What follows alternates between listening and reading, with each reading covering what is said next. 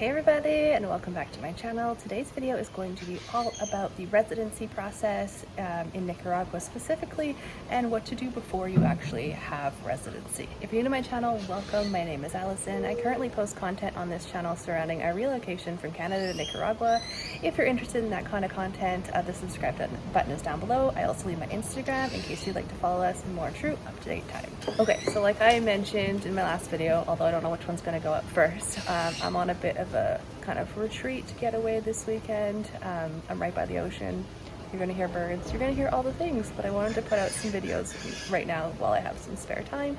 And one of the questions I get asked a lot about, and I actually had a lot of questions myself before I moved here, was about residency and how it all works, like what you do before you become a resident here in Nicaragua. I just had so many questions, so I thought I would go ahead and try and put a video out. Like I say in all my videos, I'm not an expert. I'm just, you know, taking one step at a time and learning as I go and sharing what I've learned. But yeah, if you have any questions, I can try my best to research. I can send you in the right direction at least. We are working with lawyers for our residency, so that is definitely helpful as well. But yeah, not an expert. So first of all, let's start with what happens before you become a resident. We moved here in September, and when we first moved here, and we entered the country, our passport got stamped with a 90-day entry. So when you enter the country, you automatically get 90 days where you don't have to do anything. You can just stay in the country, no problems at all. If you leave before those 90 days, you don't have to do anything. Easy peasy. However, obviously we live here now. So after the 90 days were up, we had to go to the immigration office, which is in the next town over, about 30 minutes away, to do a renewal of our passport stamp. In order to do this, what do we need? We needed a bunch of photocopies of our passport papers. It did cost some money. I can't remember how much it cost. Nothing crazy, but it did cost some money. I know if you go beyond that 90 days, you do get dinged for every day that you're late. So you kind of try and have to stay on top of it.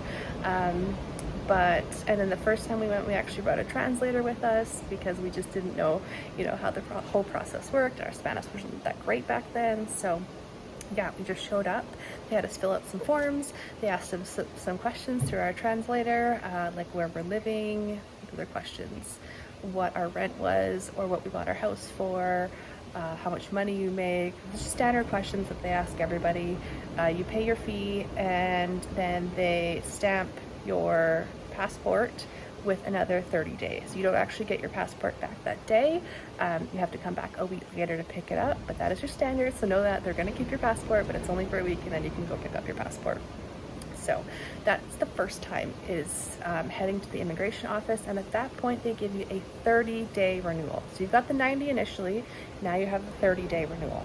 You can do that same process 3 times. So you can go in every 30 days, 3 times, so for a total of 90 days, and do exactly the same thing, and they will renew, like essentially give you an extension. Once you come to that third renewal, which we actually just did like a week or 2 ago, that was our third renewal at the immigration office here in Nicaragua. That is the last renewal they give you in the country. If by that point you don't have your residency, which most people don't even apply for residency till they've been here for a while, and the residency process takes a while.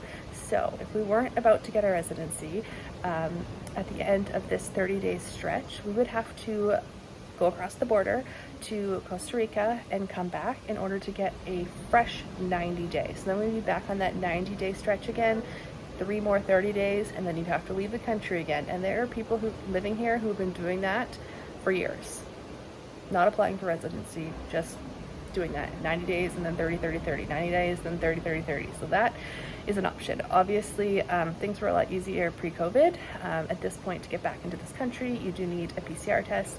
Costa Rica doesn't require it, but it means that you can't just drive down to Costa Rica and back like in a couple hours, because you have to go down there, book your COVID test, get it, wait for the results, and come back. So most people are doing kind of a 2-day thing to get that next stamp. But that's kind of how it works before you apply for residency. So if you have any questions about that, let me know.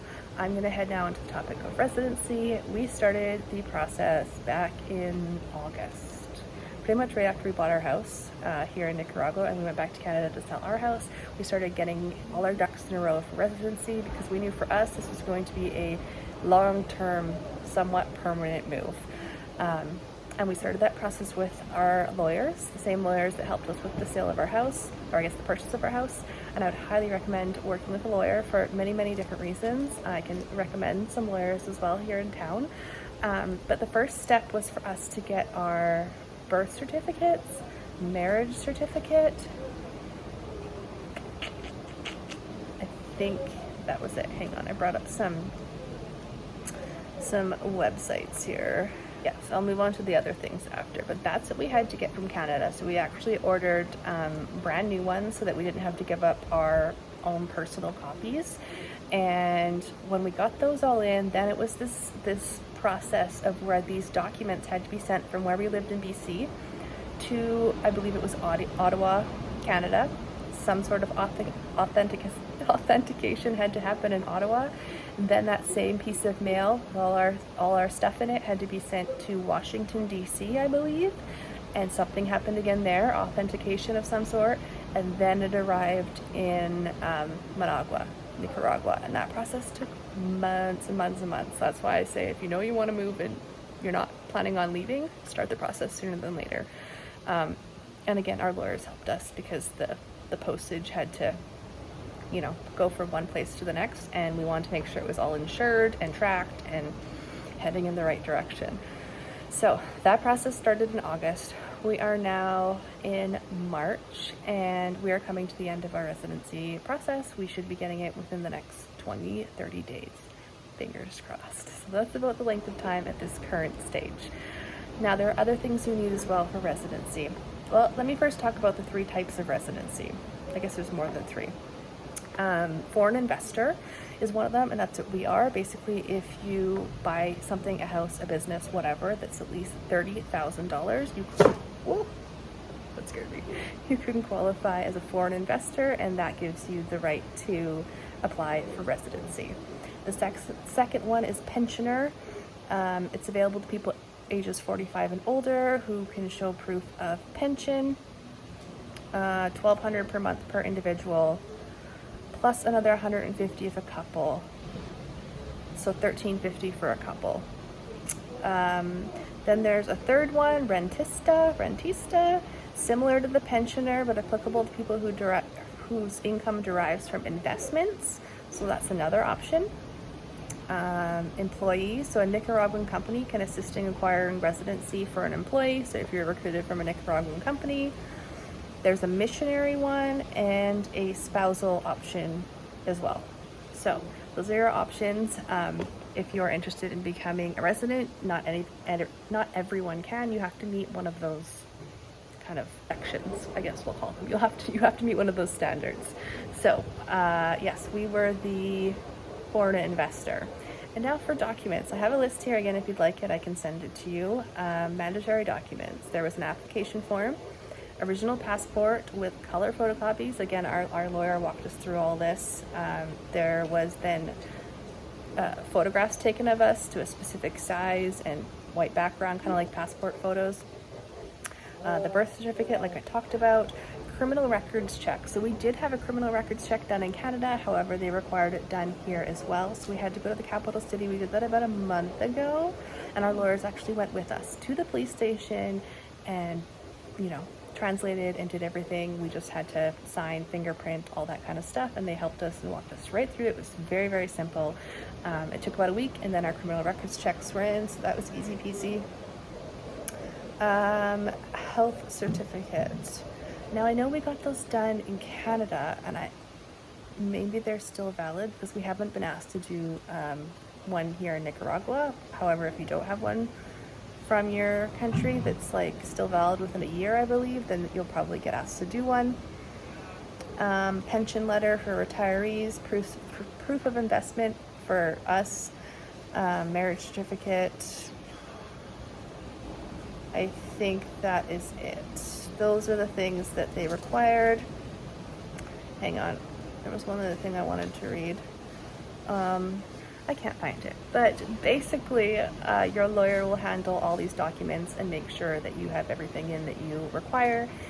You know you're getting towards the end of the process when you are asked for an interview. So we had our interview about 2 weeks ago now. Our lawyer showed up with the representatives from Managua. They came to our house because we were applying as an investor. They needed to see the house.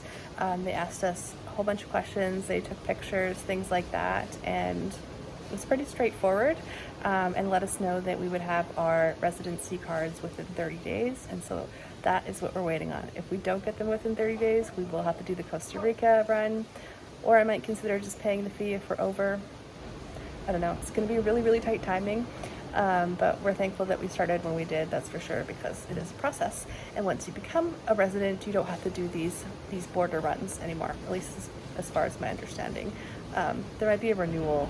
I think there's a renewal for residency process, but nothing like before you're a resident. So I know that was a lot of information. If you are planning to move here, it does feel very overwhelming, but just one step at a time. I highly suggest making lists upon lists, taking things off, because relocating is no joke. It is a lot of work. It's a lot to keep in your head. So yeah, and then reach out. I'm happy to help. Get lawyers involved if you are looking at residency. But yeah, I hope that was somewhat helpful. Sorry it was so rambly. But yeah, just basically a whole bunch of paperwork, criminal records check, interview. Yeah, that's the basics of it anyways. So if you have any questions, let me know, and thank you so much for watching. Bye!